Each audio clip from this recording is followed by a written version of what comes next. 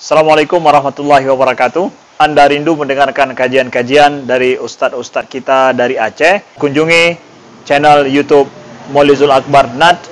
Subscribe, like, share, komen.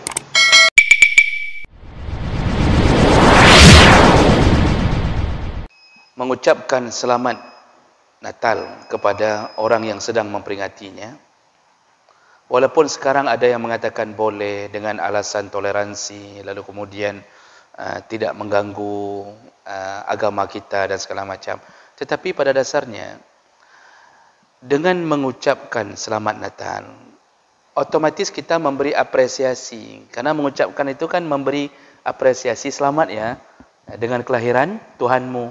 Itu Natal itu mereka peringati hari lahirnya siapa? Hari lahirnya Yesus. Bukan hari lahirnya Nabi Isa, Pak.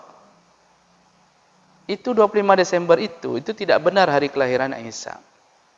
Bahkan saya baca beberapa artikel, itu hari kelahiran salah satu dewa di Mesir. Entah dewa Aris, diambil 25 Desember, dijadikan, dicocokkan. Nabi Isa tidak lahir di musim dingin.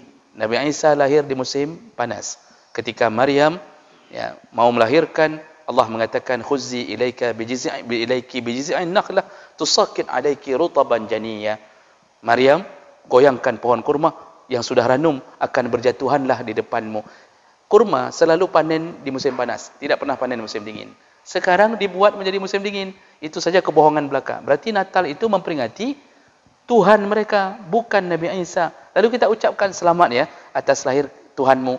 Dengan mengucapkan selamat, kita meridai ada orang yang syirik telah melakukan kesyirikannya. Maka tidak boleh. Tidak boleh, Pak.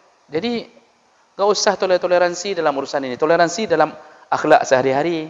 Enggak boleh ganggu, Cina jangan ganggu. Orang Kristen kalau enggak ganggu kita jangan ganggu, Pak. Jangan tipu dia. Jadi jangan waktu beli di orang Kristen boleh tipu, enggak boleh. Enggak boleh. Karena ada yang begitu. Alah, ada Cina yang kacau. Enggak boleh, tetap Malaysia, Pak.